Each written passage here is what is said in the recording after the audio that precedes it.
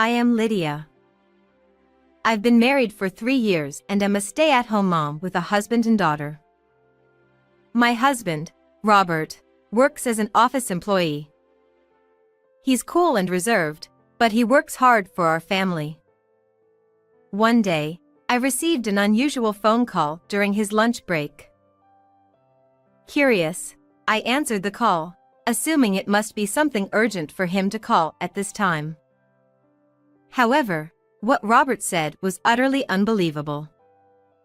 To uncover the truth, I visited someone, and there I discovered an unexpected and shocking revelation. On an ordinary weekday afternoon, while reading and sipping coffee, I received a call from Robert.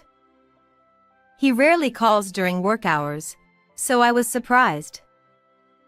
Immediately after answering, Robert began saying incomprehensible things.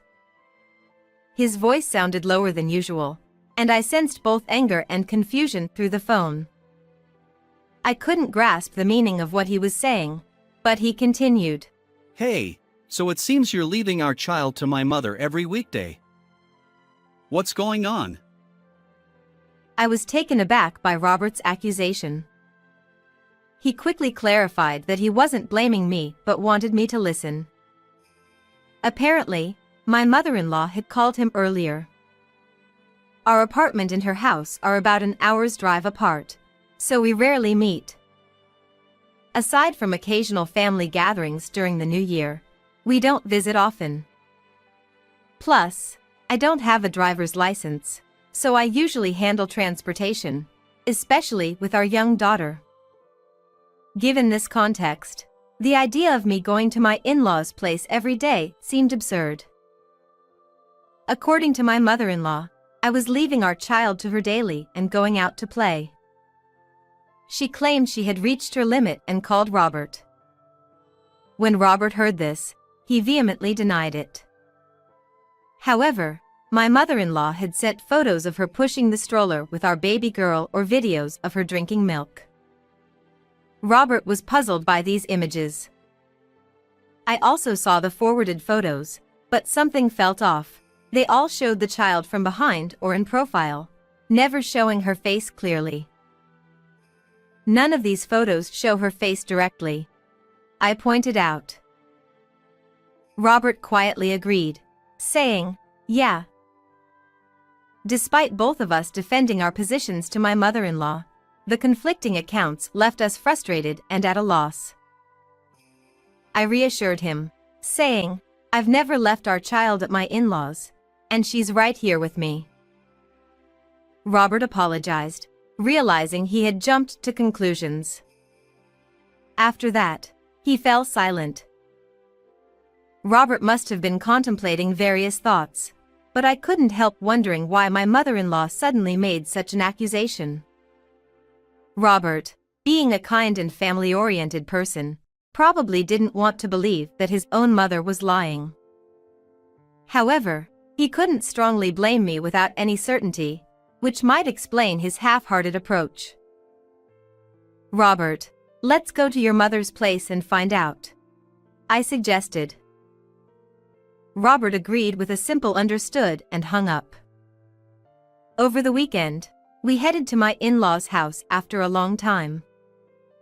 Although I was a bit worried about our 9-month-old daughter being in the car for an hour, she didn't fuss at all, and we arrived safely. When we pressed the intercom, hurried footsteps echoed, and the door opened. There stood my stern-faced mother-in-law. Robert said, "Mom, we'd like a detailed explanation." She sighed and replied, "Honestly, Weston claims Lydia has been leaving her daughter to him, so I wanted to hear Lydia's side of the story." Robert and I exchanged glances, both puzzled. Weston, Robert's brother, had been married but divorced within 6 months due to some trouble. Even though my interactions with my in-laws were minimal, the idea of Weston and me being connected was absurd.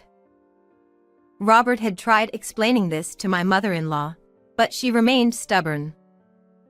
Still, I couldn't see her as someone who would lie.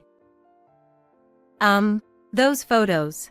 Weston took them, right? I asked. My mother-in-law nodded.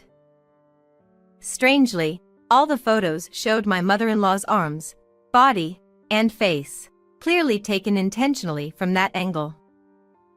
Given the context, it was likely Weston, but as expected. I sighed, unstrapped our daughter from the baby carrier, and showed her to my mother-in-law. The last time you saw our daughter was when she was about a month old, right? It's been 9 months since then, so her appearance has changed. But this child is undeniably ours. As my mother-in-law peered at our daughter, their eyes met. Our daughter smiled, but my mother-in-law's expression tightened. Clearly, the child she had cared for looked different. Robert also didn't seem to see his mother-in-law lying, and there was silence between us. At that moment, we heard the sound of the front door opening, and someone said, "I'm home." Robert and my mother-in-law headed toward the entrance, and I peeked from the slightly open living room door. There, Weston was holding a baby who appeared to be about the same age as our child. Curious about this strange phenomenon, both my mother-in-law and Robert questioned Weston. However, Weston confidently insisted on some outrageous claims. The more we listened, the more nonsensical his statements became. Then, a shocking revelation emerged. Weston chuckled and said, "Oh, so I've been caught." Naturally, Robert confronted him, asking, Why would you do such a thing? Weston's response was unexpected. Well, I dislike both Robert and Lydia. While it made sense for Robert, since they're brothers, I couldn't fathom why Weston disliked me, someone he had no connection to. According to Weston, Robert's annoying habit of outperforming him at work was the reason. Interestingly, both Robert and Weston worked at the same company.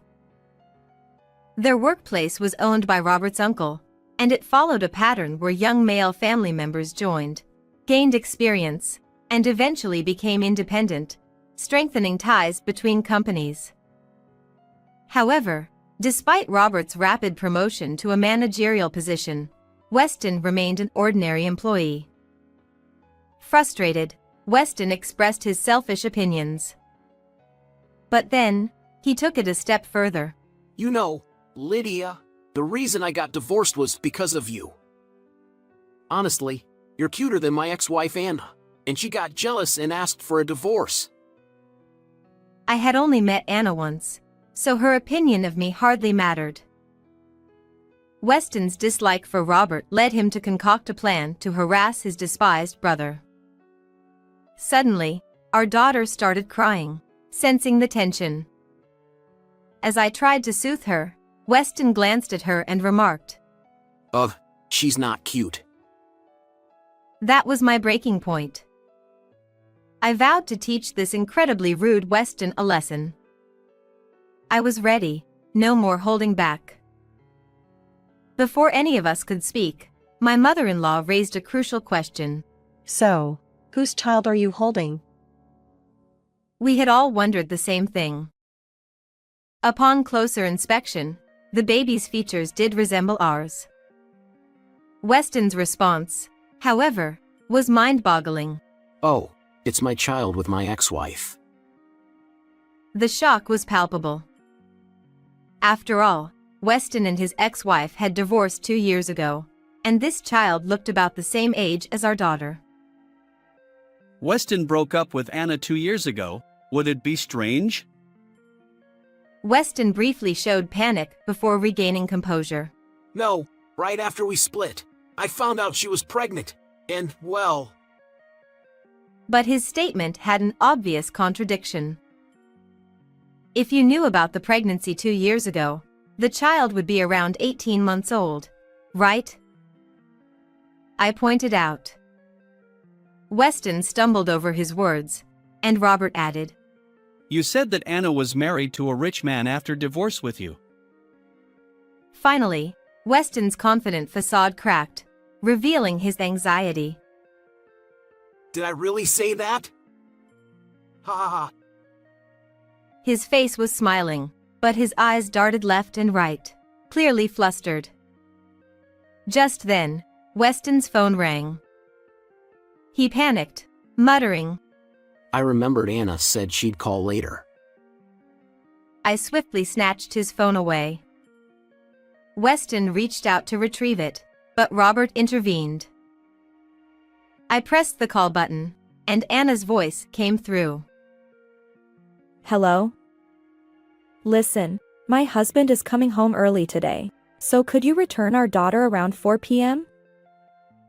She chatted away, assuming she was speaking to Weston. When I introduced myself, there was silence. After a few seconds, Huh? Why are you there? clearly agitated, Anna demanded an explanation. I instructed her to come over and hung up. We waited for about 30 minutes until Anna arrived. As soon as she entered the living room, she snapped at Weston. Why did you get caught? Weston stammered, explaining how he misunderstood Anna's pregnancy timing, given that she was now married to someone else. Anna's anger flared. This idiot. And why did you tell your mother that Lydia's child was yours? You should have said it was your girlfriend's child. She grabbed Weston's collar, furious at his honesty. Upon further inquiry, it turned out that Anna divorced Weston 2 years ago and remarried 6 months later. While the reason for their divorce seemed to involve me, there was another significant factor. Weston had accumulated substantial debt, making repayment impossible. So, they faked their divorce. Legally separated, Anna married a wealthy man who had been pursuing her. Despite the fake divorce, their lingering feelings remained. Anna withdrew money from her new husband's savings to help Weston repay his debts. Even after the divorce, they met frequently, and during one of those encounters, Anna became pregnant with their current child. Well, it's not entirely implausible, right? But were you planning to remarry after paying off the debt? I asked incredulously. Weston and Anna fell silent. My mother-in-law couldn't hold back. Your actions are outright infidelity. Pay proper compensation to Anna's current husband and decide your future. And why did you push your child onto me, claiming it was Lydia's? Weston's feeble excuse, about finding parenting difficult and wanting to hang out with friends, elicited collective sighs. Suddenly, Robert interjected. So what about you and your current girlfriend? Anna hesitated, saying, Well, that's just another excuse. but I noticed Weston's pained expression. Anna, judging by Weston's reaction, it seems like he's telling the truth, I remarked. Weston snapped back, denying everything, but Anna's face tightened. Unable to bear everyone's scrutiny, Weston tearfully confessed. Actually, I'm dating someone I met on a dating app. She's pregnant with our child, and we plan to get married eventually. At that moment, Anna's eyes widened, and she grabbed Weston's collar. What? After I helped you repay your debt and even raised your child, you're impregnating another woman and planning to marry her. The sound of a recording ending interrupted the tension. All eyes turned to Robert. I've recorded everything just now. I'll report Weston's actions to our uncle. As soon as Robert spoke, Weston turned even paler. Weston stammered. Wait! That's a problem. If our uncle finds out about this, I'll be fired. But Robert had already sent it to their uncle, leaving Weston in despair, collapsing to his knees. Anna's actions aren't blameless either. So let's not solely blame Weston, I suggested, redirecting Anna's anger toward me. Anna, now crimson with rage, pushed me and exclaimed, Aren't you entirely at fault? Being cuter than me is your biggest sin. Her words made little sense. Nursing my scraped knee from the push, I continued. This recent incident could be considered assault, right? My brother is a lawyer, so I'll report this to him. Excuse me for now. Anna, alarmed by the mention of a lawyer, frantically apologized. While my mother-in-law intervened to calm them down, we quickly got into the car and left the family home. Later, Robert's uncle, after watching the video, was furious and promptly fired Weston. It's a downside of running a family business. Such matters can be resolved swiftly. Additionally, my mother-in-law was livid that her son had disrupted another family and immediately contacted Anna's husband. Naturally, he was furious and divorced Anna. As for the child, Weston's child is considered Anna's husband's. He spent a significant sum hiring a top-notch lawyer, gained custody, and moved far away. Anna was saddled with substantial debt due to divorce settlements and the money previously used for Weston's debt repayment. Understandably, Weston's girlfriend chose the path of a single mother and severed ties with him. This incident prompted us to visit the family home more often, deepening our relationship. Currently, our relationship with my mother-in-law is excellent. Regarding Anna's assault, I consulted my brother, who advised she should reflect on her actions. Ultimately, Anna compensated me with a few $100s in a settlement. With that money, I could buy clothes and toys for our daughter. Our worries have dissipated, and we feel refreshed. Moving forward, I hope to build a happy family with Robert, our daughter, and the son in my tummy. How was this story? Please subscribe to the channel. See you in the next video.